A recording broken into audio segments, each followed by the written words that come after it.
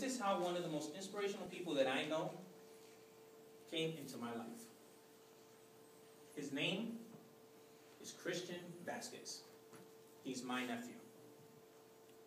Christian was born January 19th, 1994. 26 weeks into the term. He weighed a meager pound, 12 ounces. I remember when I saw him in the incubator, his skin seemed semi-translucent.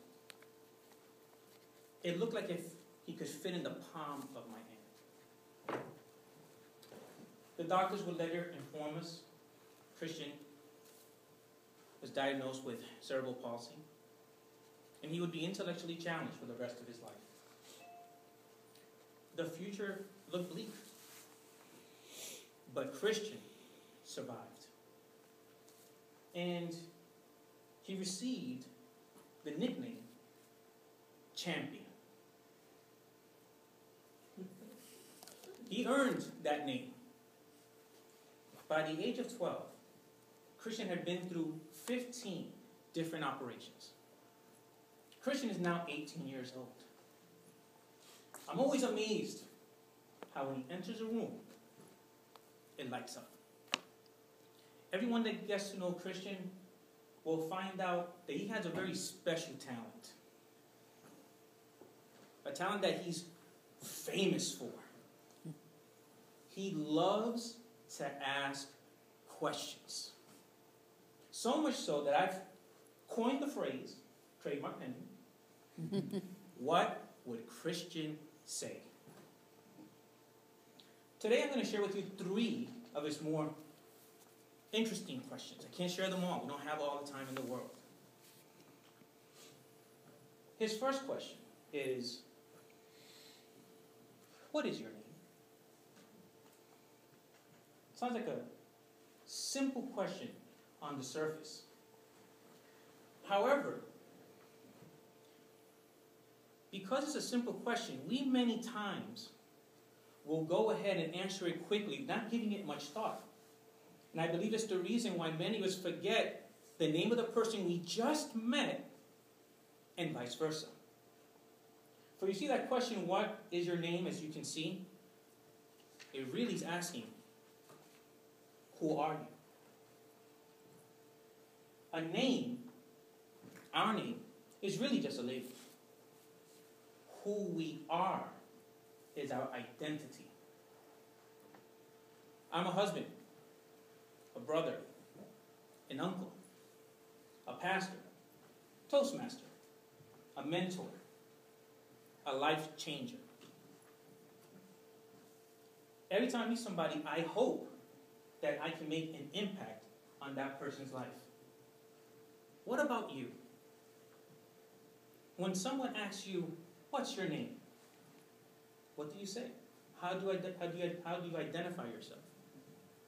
Are you making an impact on that person's life in that brief moment so that they won't forget who you are when you turn away? Christian's next question usually goes like, why are you here? Seems like a kind of a confrontational question. Why are you here? Yeah, who are you to ask me why I'm here? But Christian has a way of asking these questions. You can't help but smile and have to answer it.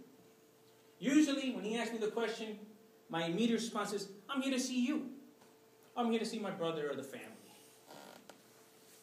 Now, after hearing this question over and over and over again, I've learned the question has a deeper meaning. I believe what Christian is really asking is, what is your purpose? Why were you put on this planet? Very thought-provoking question. You know, it's said that we're all created equal. That's kind of true, kind of false. Let's be honest. There are people who are richer than I am. People with more resources than me, people that are more educated, traveled more, taller than me, better looking than me, speak better than me. That's why I'm here at Toastmasters, trying to get better. I have learned one thing. No matter who you are, no matter what your status, we all have one thing in common that we can't have more of. It's time. Each and every one of us has 24 hours in one day. No more, no less.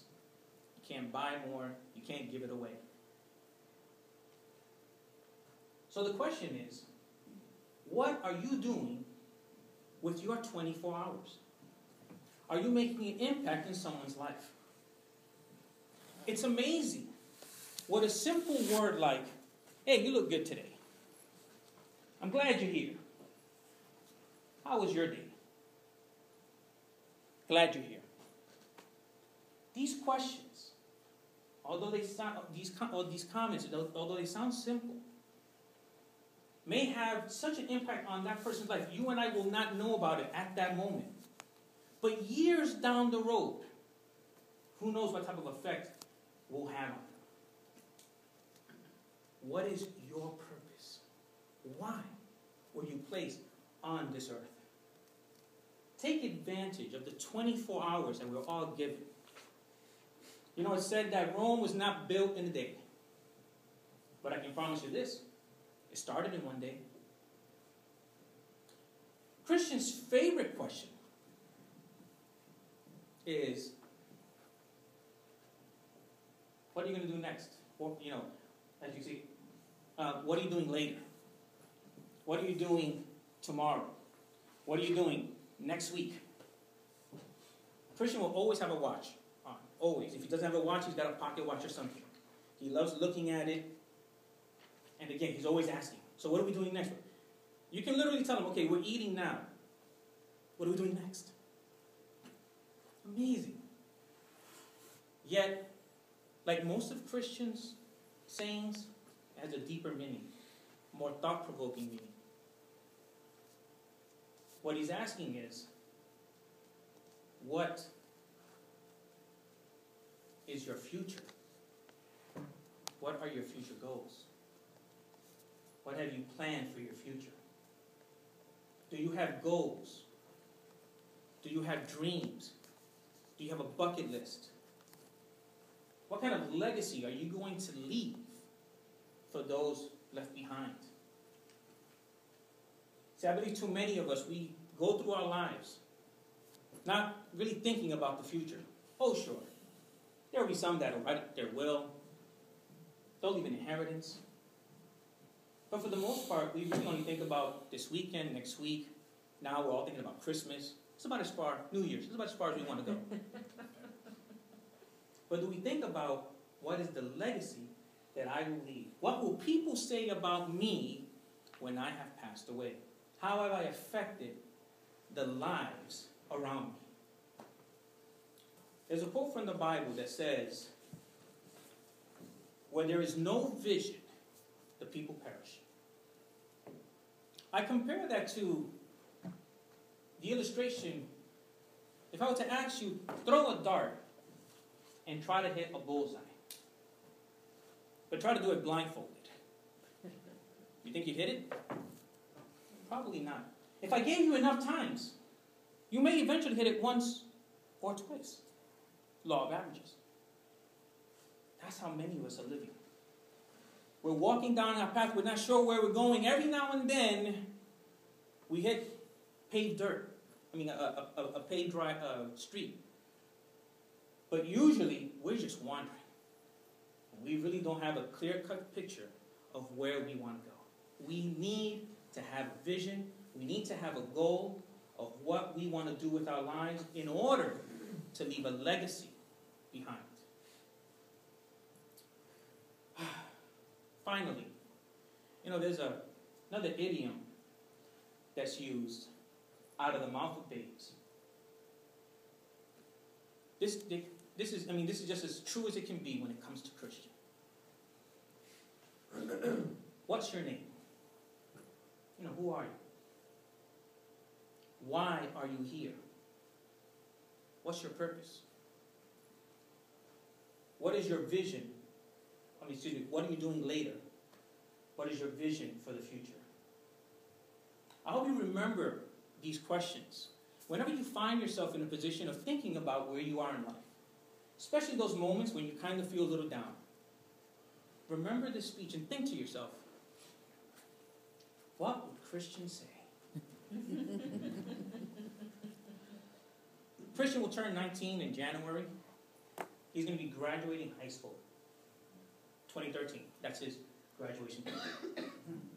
It's for this reason and many more, which I don't have time to get into, that Christian is always going to be my inspiration. He will always be.